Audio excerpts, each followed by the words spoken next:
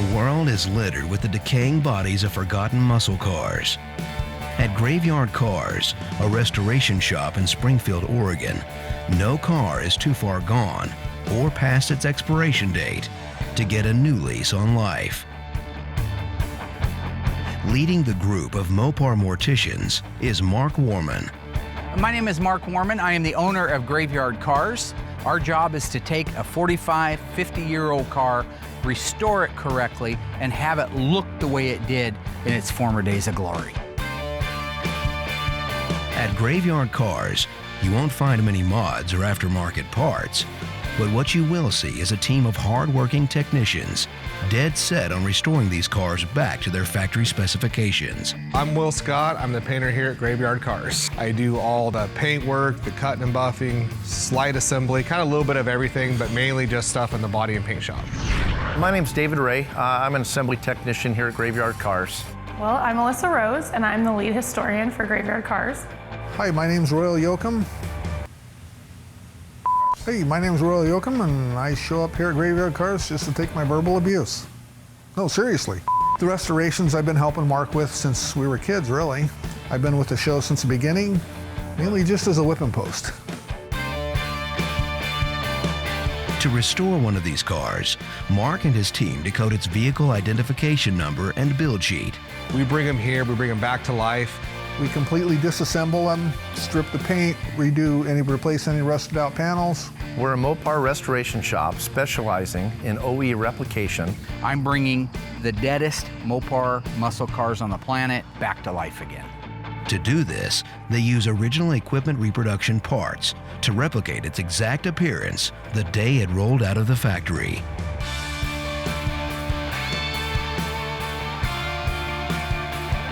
The most powerful cars can't live forever, but a limited number of Mopar muscle cars will get a second chance at life.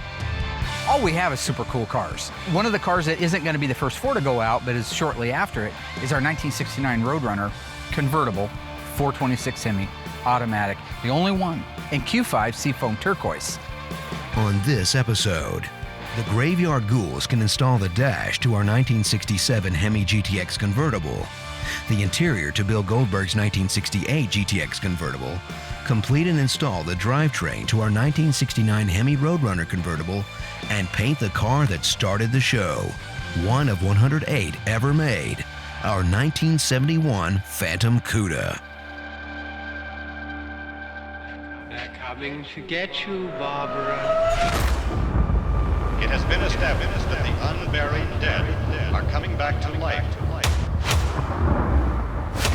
I'm Mark Warman, and together we bring dead muscle cars back to life, to exactly the way they were on the day they were born.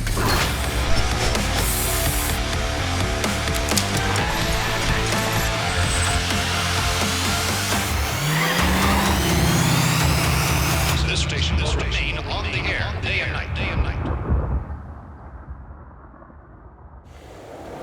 With deadlines already pushed back 6 months, the pressure is on from the team to make sure customers' cars get finished without compromise. Sneaking ahead of the line, a 1969 Hemi Roadrunner convertible is ready for assembly. With parts awaiting to be installed, Dave Ray preps to install its air grabber. The 69 Roadrunner convertible, I believe it's one of one, Q5 Seafoam Turquoise, beautiful car, 426 Hemi automatic. That one there's going really well. I'm just waiting for suspension and drivetrain. I got all my firewall built out, so I'm basically waiting on Mark at this point, but it's moving along nicely. All the parts are detailed and ready to go together. Recently, painter Will Scott applied the final paint to our 1969 Roadrunner convertible. Q5 Seafoam Turquoise is very similar to teal, and it's one of the rarest and arguably the most beautiful color to come from Chrysler. As much as this color is beautiful, it's equally difficult to spray. Reducer, air pressure, airflow, and pattern angle must be precise. Big D? Hey, boss. You see Mickey Doodles anywhere? Yeah, he's running around. You got a minute? I can kind of go over Not if this. it's anything to do with an air grabber, I don't. Yeah, this air grabber setup for you. Oh, God. This is the one, that 69 Roadrunner. And run into some issues. Okay. But I can see there's some spots where it was repaired. So that's going to show. Yeah, that's gonna be right in your face, right in the front, and so is this little area here. You can see where it's been replaced. Working with Dave has been great ever since he started. He's a very responsible person. Every minute I've worked with Dave has been a blessing. If he has any questions, he comes to me. But together, collectively, we're able to put these cars together and make them perfect. Okay. I mean, it's the one it started life with, and Yep, and I believe it should go back on the car even if we have to make some compromises. So we have this breakout here that's gonna need color on it. Mark's cool. You know, he's a crack up. I mean, he's fun to be around. He's always, you know, joking around and always playing around and doing the shadow boxing and dancing. The guy is genuinely a great guy. He's got a great heart. I mean, unbelievable the amount of knowledge that Mark Warman knows. I really enjoy working there. Yeah, and These were all rusted really bad, and I went through and kind of scuffed them, getting them back, but some of them were painted black, so. I'm gonna grab Will and just show him while you're still there. Okay. William Santiago. Oh, hey, real quick, I want to go over and show you this air box. Okay. Hey, isn't lead cancer causing when you sand it? Yeah, I wouldn't even waste any time scuffing until I tell you exactly what it is. You told me to sand the lead though. Yeah, you want to sand lead, yeah. But then Ryan told me it causes cancer when you sand it. It can cause cancer. Okay, it's like mesothelioma or something. Working with Mark's, it hasn't been hard. Some people it's harder than others, but I personally don't have a problem working side by side with them. Oh yeah, I tell you should wear a respirator. Well, I've already sanded it. Will's a crack up to work with. I do like to flick him crap, and he does like to flick it back to me. He's just not as quick as I am. Well, that's a little scuff. That's not really. No, I mean. Okay, Mr. Dave pulled me over here. Now, I don't want to paint everything because we're going to lose some of its its authenticity. If you look really careful, you'll see there's white little strands. Fiberglass? It's the fiberglass strands, right? So if we just blast the whole thing to color, I have no doubt you can get the right color with my help. I don't know, I can get the right color, but yeah. So I'm basically just going to go from here over, spot in the color. Where are you wanting to shoot the whole because shot? Because I'm going to do this whole thing. No. Yes, with clear. Yes. With clear, yes. Yeah. Yeah, but you're not saying clear. Yes. Yes, I just said I'm going to spot in my color here, and then I'm going to clear the whole thing. Spot color here. Yeah, I'm going to spot color here. You just get here, that thing going. There's clear, color has to go through here. Remember how you hated the ridge in the middle of the Challenger hood? Here's what Mark's going to do. I'm going to go in there, I'm going to make the color up. It's going to be almost 100% perfect. Because he did his little thing, he's going to come out there and say, well, hey, it's not quite perfect. He'll put like a couple drops of something in it and say, now it's perfect. You're still the boss. So I have no experience to draw from. I'm just a check signer. Yeah, thank you. I think it's kind of cute that Will calling me out like that. Like I'm just a check signer. You know, I was doing this when he was still crapping his pants. I was doing this before he was crapping it. Well, actually, I walked by him the other day and I swear he did crap his pants anyway. So I'm not sure that's it. Let's just say before he was born, I was doing this stuff. Nice earrings. Thank you. You ever thought about wearing earrings, Dave? No. Never thought about it myself. No. I'll be dipped in excrement. That's weird. I never thought about it either. With the air grabber handed off to Will, he can now begin scratch building the color to match the original fiberglass finish. Mark wants to keep as much of the originality as possible, so Will is going to have to put his color tinting skills to the test. All right, so here's what I have. This is a 1683 is our black. We got our 1684, which is our white. We got a 1609, which is a violet, and then the 1634, which is a brown. We've been using PPG for years, so you kind of know ahead of time what it takes to get the color exact. So I'll kind of put these in there, I'll stir it up, check it out, compare it, and then just kind of keep tinting it as I go. And then once the color's ready to go, I can just head in there and start spraying. Mixing the paint from scratch, it's a little more difficult because you can't just type it in your computer and come up with the color that you're looking for. You actually just kind of wing it a little bit, add colors in, so it's a little harder to do. It's a solid color, it's a very common color, so with this particular mix that we're doing, it's not going to be as difficult. Tinted to what he feels is right, it's time to compare it with the original. Meanwhile, Dave found out whether the rivets were a natural steel or black finish. I got with Dave, all these bolts actually stay a natural finish. Dave went out in the graveyard there. I guess we have 2 cars out there that had these on there, so he was able to look at them, and then they have bolts out that were rusted. So that tells you that they weren't painted at all. So what I'll do is I'll end up spraying my color on, and I'll get overspray on them, but I'll come back with lacquer thinner on a rag, kind of wipe them clean, and then end up clearing the whole thing, which will also prevent these from rusting in the future. So we're basically doing exactly what factory did, only it's a little bit better because I'm going to clear coat this whole thing, which will preserve it forever. So if you can get your color, you know, pretty close, you know, which I did there. So that's a pretty good match. That's actually really good. That's 30 times better than Mark could have ever dreamed of doing. So we got this whole thing laid out, ready to go. I'm gonna go in, put my paint in my gun, dust some color around the areas that need it, and then clear coat the whole thing with a semi-flat clear.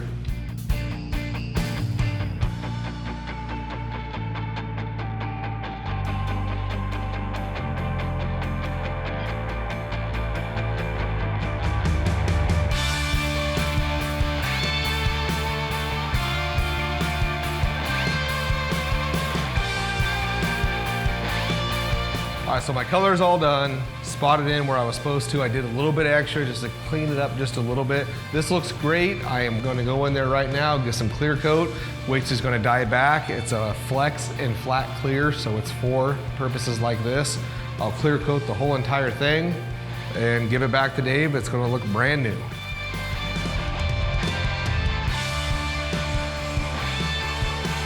It absolutely looks 100% factory. The clear is right now, we'll go in there and check it out, but it's starting to dye back, so it'll have that nice low gloss sheen that it's supposed to have. So as soon as this is actually all dried up, I'm gonna get it over there to Dave, and Mark is gonna love it. He'll tell you he won't like it, but he's gonna be pretty happy with it.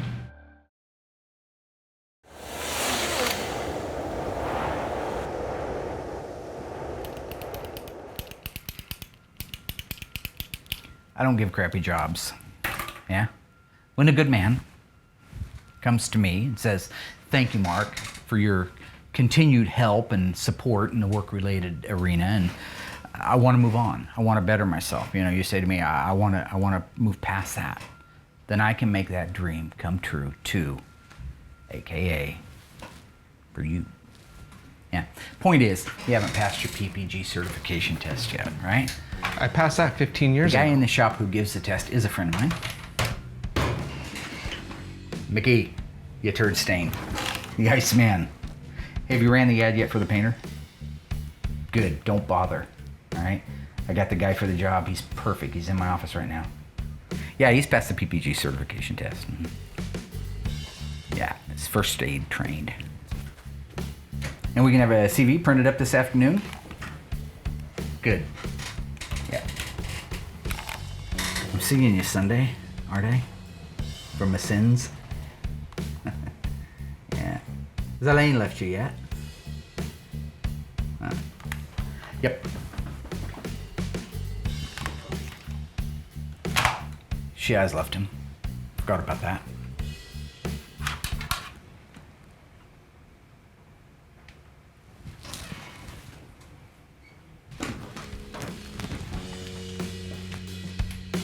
So Mark's here 7 days a week from 8 a.m. to 7 p.m. When he's not here, he's at home watching his new movies or watching new box sets. So right now, he's acting like Michael Scott from The Office. David Brent, Sir David Brent from The Office. BBC, the funny version. And they got all the laughs that started it all, so. What? Nothing.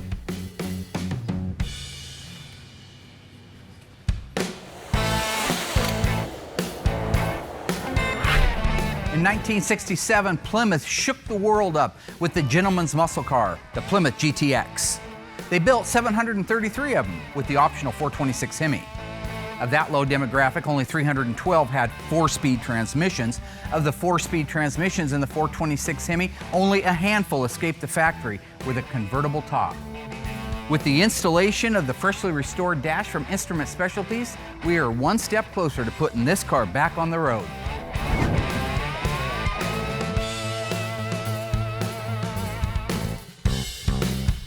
I like the fact that that car's gonna be driven every day. So as far as the interior goes, we just put it back in. The car came here for strictly body and paint. So you're gonna see this car every day on the road. He's gonna be driving it through Vegas.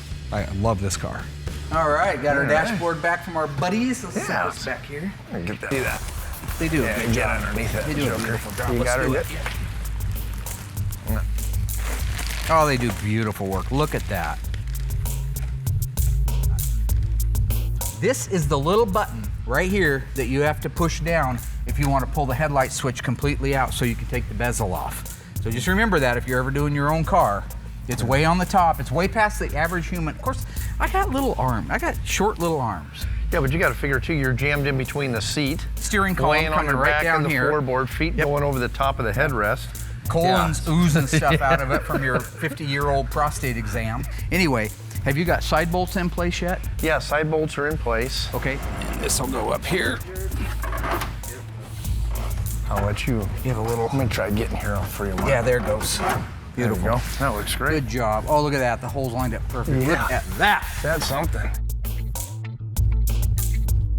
Yeah, that's. Oh my. Oh hell yes, I gotta put on my party dress. Looks great. Let's plug it in, baby. Oh God, that looks awesome, don't it? Yeah. Beautiful. I love it. The dash went in like butter.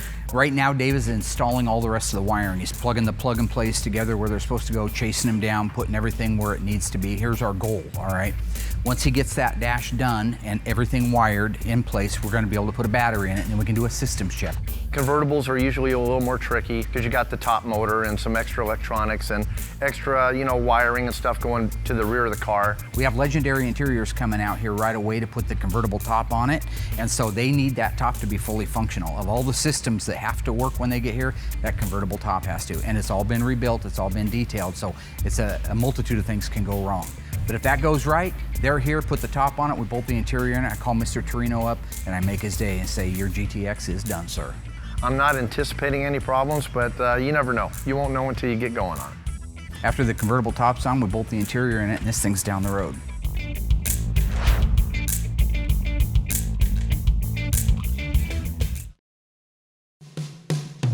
Hey, What do you got? I got the parts marked out for you. Good. 71 CUDA stuff, that's what I'm working on.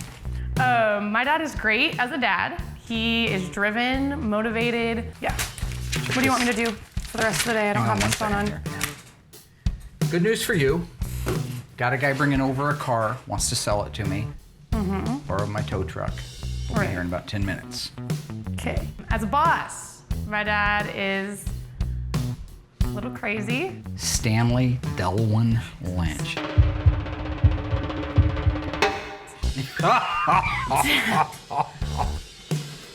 Working with Allysa has been a lot of fun. Obviously, there's the moment where she stole the car at gunpoint. Where's Allysa?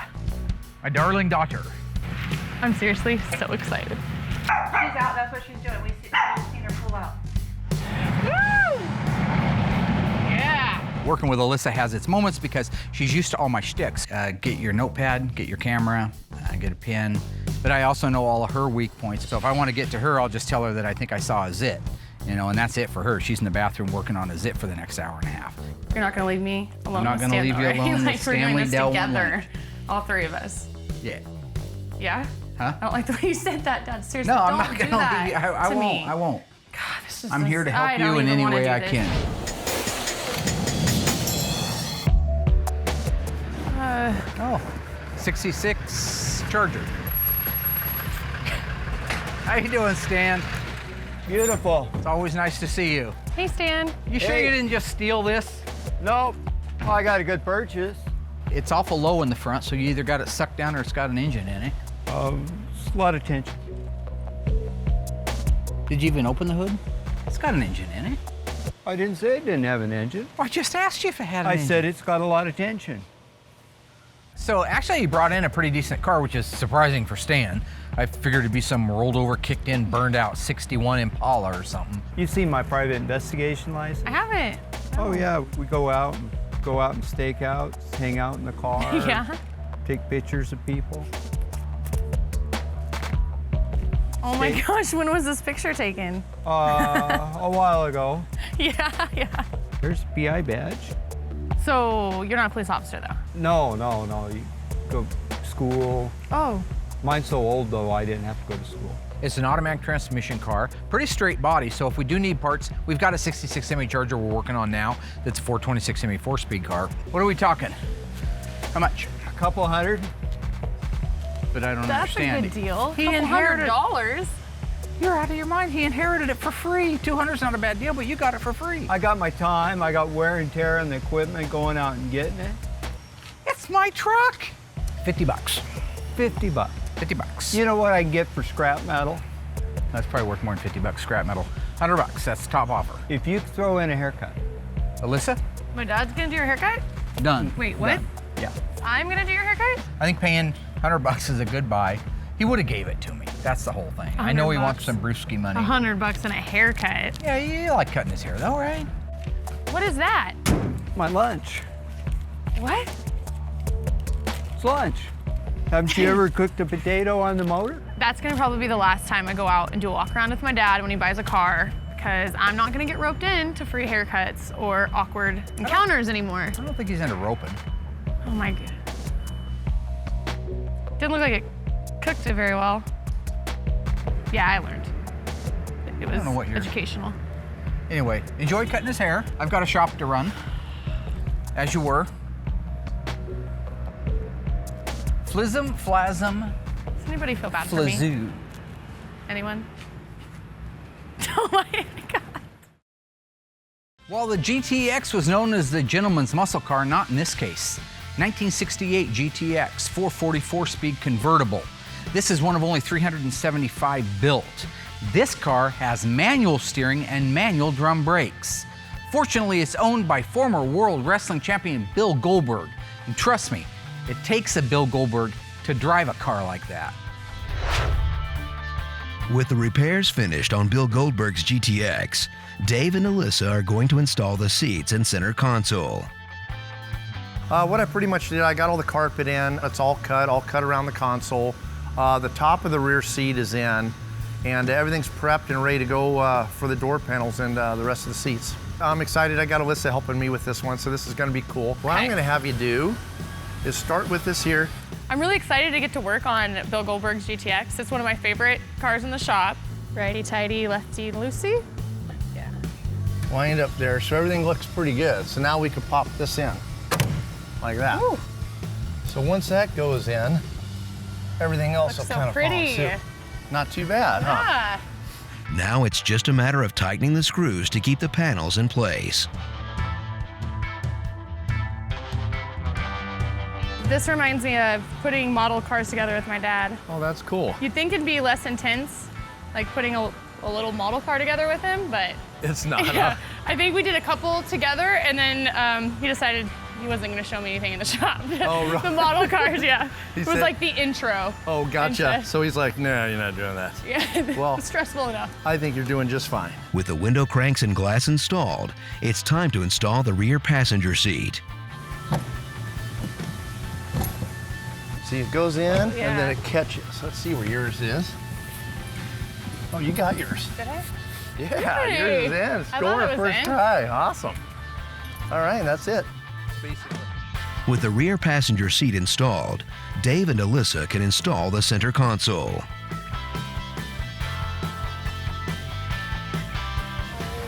How does it look there? Pretty decent? Yeah, it looks good. Nice.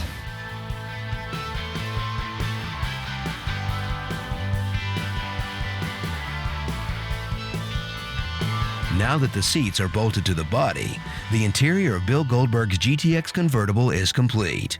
I think it went great. That went awesome. It's so tempting not to just put it into first gear and head Yeah. out, but you know Yeah, what just- happened the last time I did that, so I'd like my privileges back, so I'll be good. Yeah. You want to start it up? Can we start it? Yeah. Just make sure it's Oh, in yeah. neutral.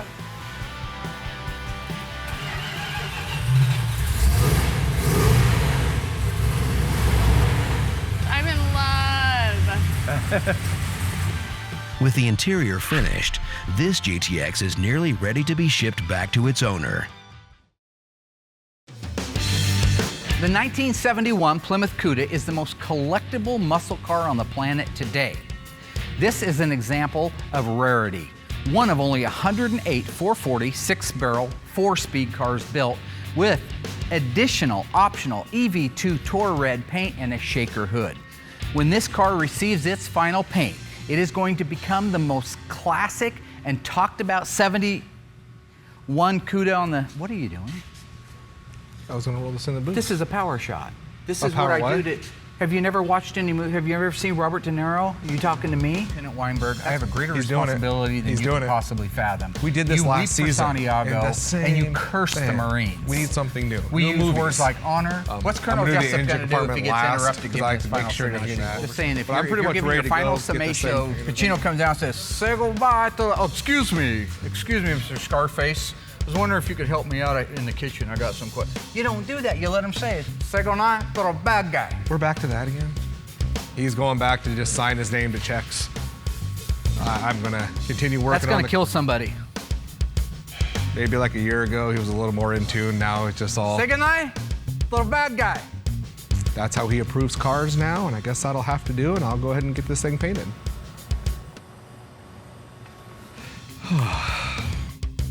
The air grabber for our 1969 Hemi Roadrunner convertible has finished curing. Dave and Allysa have been assigned to get it installed. We got the air grabber back from Will for our 69 Roadrunner convertible, that Q5 beautiful seafoam turquoise paint, one-of-one car. Alyssa's gonna help me put it in.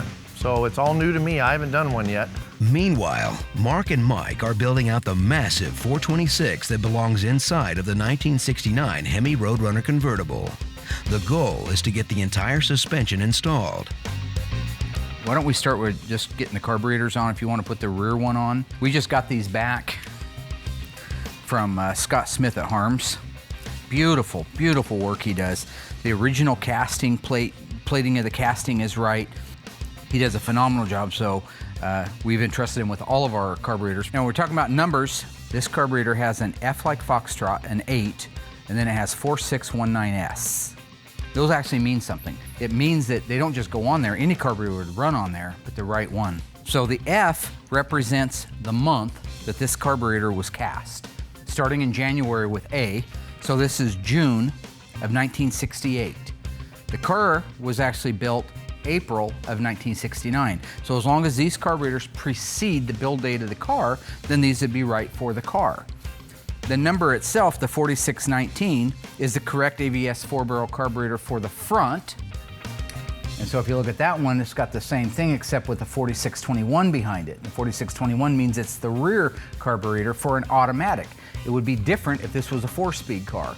So that's how detailed some of these casting numbers and part numbers can be with their date codes. We do not have the correct date-coded fuel pump for this engine. The owner knows that.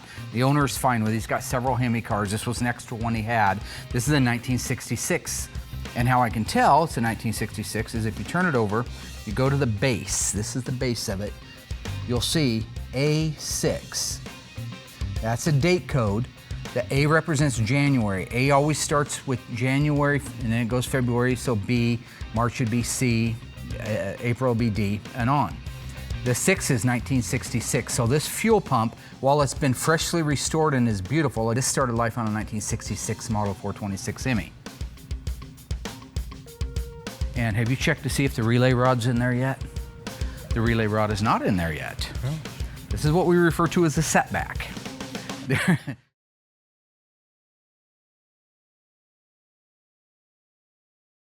The air grabber for our 1969 Hemi Roadrunner convertible has finished curing.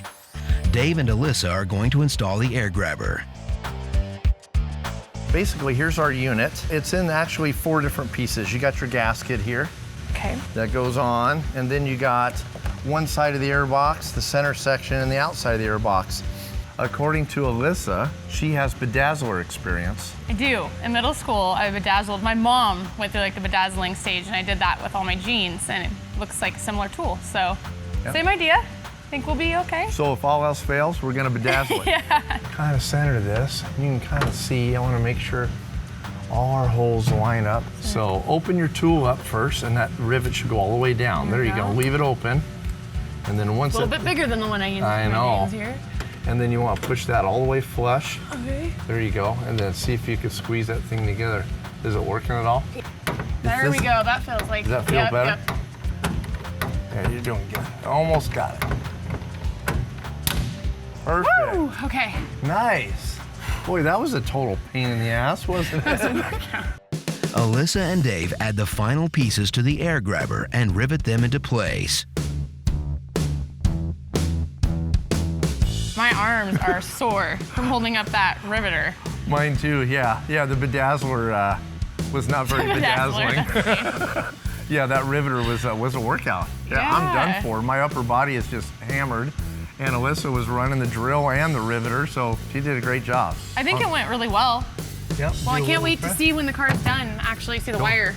We got through it, and as you can see, it looks awesome. And so it was new to both of us, and we knocked it out and did a great job. And yeah, we're ready for the next one. With the air grabber installed, it's up to Mark and Mike to finish building the suspension to the 1969 Hemi Roadrunner convertible. Let's rock this thing out. Really didn't hit any roadblocks while we're putting the rest of the pieces on the Hemi. Everything that's crucial to that drivetrain going in the car is ready to go in the car.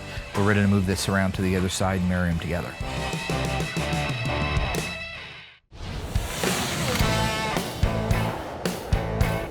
With the air grabber painted and installed, Mark and the Ghouls can now install the 1969 Roadrunner convertible's massive 426 Hemi engine. Okay, let's put the rear end in first to counterbalance it. Nothing like putting an 800-pound valve. That's probably more like 11 or 1200. oh yeah. You're talking about a Q5 Seafoam Turquoise 69 Hemi Roadrunner convertible. I mean, they only made 7 Hemi Roadrunner convertibles, and it's the only one in Q5. I got grease. The shocks here are in all these place. Bad boys. That's good. Yep, should go right in the spot right there. Grab your side roll. For as big and clumsy as these cars are, there are certain components on them that just have to be dead on, straight, accurate for them to go on, and that's one of them. So it's none of that horseshoe bull crap. You got to be right on the money. Okay. So you have the front, both sides leaf spring hangers, shackle hangers, and shocks are tight? Yep. All the front perches are tight. Let's get that front end stuck together. Let's stuff that big Mother Bear Hemi in there. Oh yeah. Oh, yeah. Come on, hernia. Oh yeah. Just go slow. Whew. I'll kind of guide you in. Big old heavy joker. When it comes to the installation of a 426 Hemi in anything, the problem always is size. You're trying to stick this great big huge elephant engine in a regular size normal car. With as many hands as we have on deck, we shouldn't have any troubles. What you want to do is get the engine installed without beating the hell out of everything around it. Keep coming. I think we're good right there for a starter. What do you think, boss? Okay, that looks really good there. Somebody say when. I've watched Mark go, you know, from doing his own cars to restoring customers' cars. I've been with the show since the beginning, mainly just as a whipping post. I think that I'm blessed to be able to work with a great group of guys that I do get to work with. I mean, my daughter, Will, Dave, those guys, but Royal, he's my friend. We really have most of our formidable years working on cars as a team together. I can do a lot of tormenting before he hits his boiling point. That's a plus side to it. But at the end of the day, I can also call on Royal and know that he's going to be there. He's going to be there with me when nobody else will. What the f*** are you laughing at, Nancy? You want to come leg squat it? You little bitch. I could probably in the back down, you think? I'm not in my strength zone. This is my strength now. Don't hold on to the cross member or the sway bar. It's not going to go anywhere. You're a dumb son of a I didn't let him go for a while. You could have. Oh, you, dome. Great. You can come back a little more. Yeah, room temperature IQ. You're in no position to laugh at me. Room temperature, there's my buddy Mark. Son of a. There you go. Yeah. Okay, is it ready to go back now? Go up. Go up, roll. Right there. Okay, come back. All the geometry is right. I mean, it wouldn't have took a K-member if the rails were too close together. The car was never wrecked before. It's a beautiful body on it. It's just, I think with the power steering on it and all decked out, it was just a tight fit. Okay, we got the front 2 K-member bolts in. Now we can put the transmission cross-member bolts in. Once that's in, we can raise the car up and put the rear K-member bolts in. And we're finally buttoned up. That's the tightest fit I've seen on a Mopar yet. I think next time I'm gonna end up taking the steering gear, just leaving it off. That's the way to do it. It's just too tight. Too tight. But it's the first 69 Hemi Roadrunner convertible I've done, so sorry. Sue me. Deal. Look at that baby go together. I'm relieved to have it done. That's nice. The owner's going to be thrilled to death. He's going to be excited to see the pictures. All right, great job, everybody. Great job. Nice work. All right. All we have left is some cotter pins we got to put in and the drive shaft, exhaust, and all of a sudden the bottom of this car is going to be wrapped up. Be driving before you know it. With the drivetrain installation complete, it's time to check on the wiring for our 1967 Hemi GTX convertible. Let's kill the lights. Nice. All right. Okay. All right, let's try it. Park first? Yeah, let's run the park. Look at that. We got park lamps in the front. Beautiful. Go ahead and pull the headlights on the rest of the way. Give me a high beam. Okay. Who's going to drive you home tonight? Nice. That's beautiful. Let me check the back. Okay. The worst thing that can happen when you're doing something like this is if somebody's got the wire that goes to like the emergency brake warning light in the actual hole for, let's say, the high beam, then they're going to work opposite. You hit the high beams and your emergency brake light is going to come on. It's nothing. It doesn't cause a fire. It's just kind of cumbersome because you have to reach up inside and switch things around. Okay, pull them on. Nice. They're evenly balanced, by the way, which they're not always. Usually one's brighter than the other. While the taillights are on, let's hit the brakes. Okay, brakes.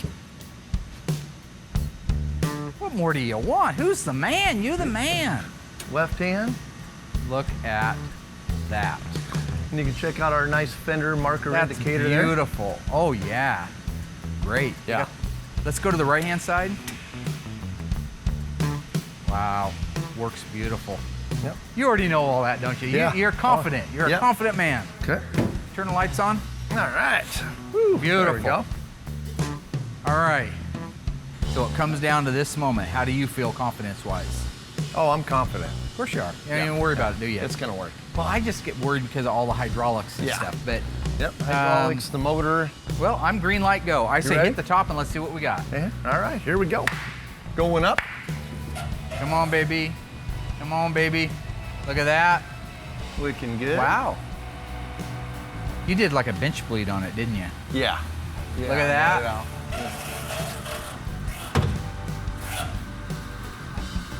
And it takes a few cycles to get her kind of broke in, but she's working good. Look at that. That's all I'm saying. You have just made it into the handful of guys in the world. Wow. Beautiful. It's a nice car. Fantastic work. That's Graveyard Carz, baby. Yep. So one of the cool things that we're doing at Graveyard Carz this year is trying to speed up the assembly process. So what we're building now are frame jigs. This is a unit that will have a series of perches on it. It's a big flat bench. Have a series of perches on it for the, what's he painting? Painting the Cuda? Phantom Cuda? No, I haven't signed off on the, hey! What are you doing? Getting ready to paint? What? No.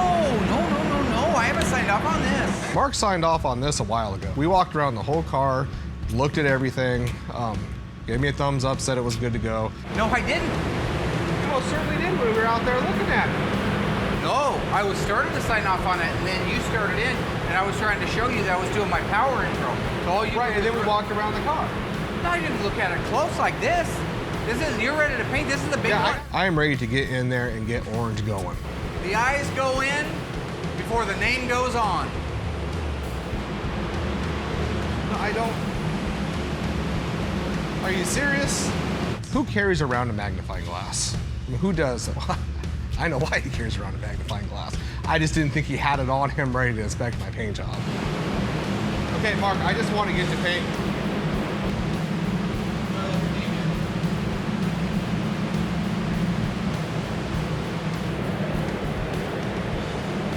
Can I get back to painting? Thank you.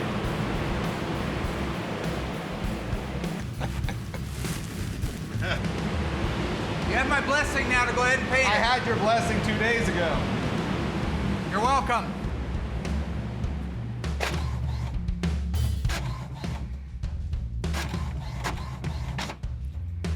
Mr. George? Mark, how are you, sir? Pretty good to see you. George McGeorge? Is that really your name, George McGeorge? Oh, yeah. The first and the last name? Yep. George McGeorge. How about a nickname? You got a nickname? No. Curious George. I just named it that. How about Bi-Curious George? No.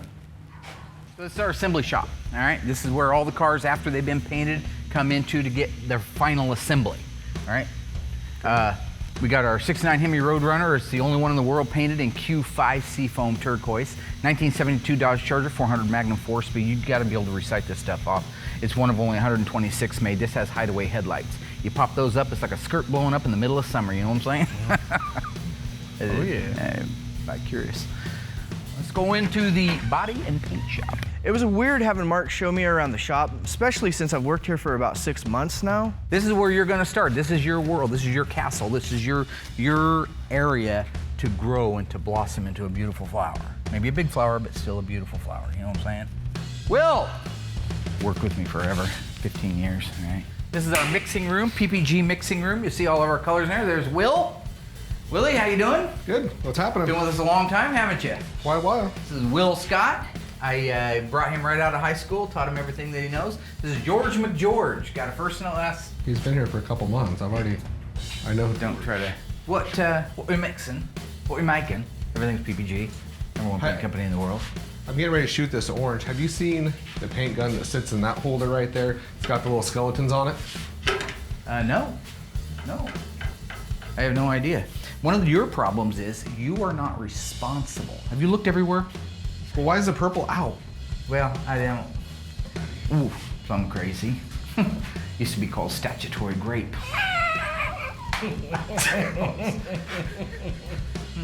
Yeah, this one with the kinda skulls on it. That's how we say it in Britain. We say schools. You're not from Britain. No. Seen it. A map.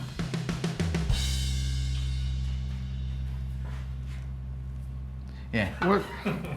Oh, that's mental. That's plumb crazy. Why would you do this? Why are you laughing? I guess you might say we painted him in a bit of a corner. Is this the whole stapler and the Jello thing? Only the paint version? Is it what?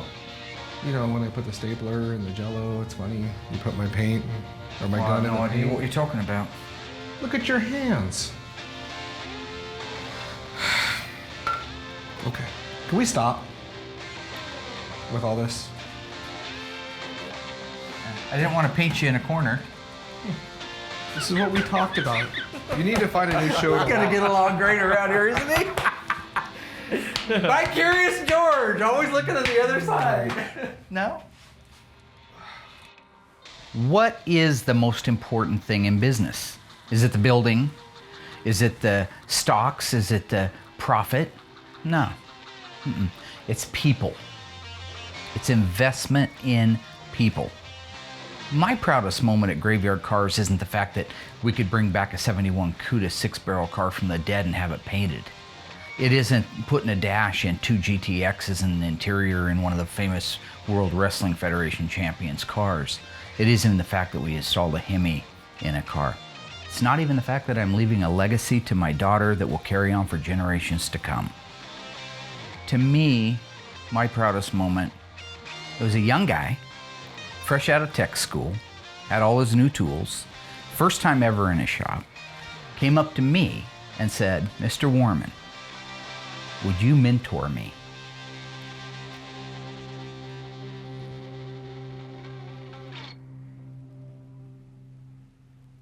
It didn't happen. He turned out to be a piece of shit. I had to let him go.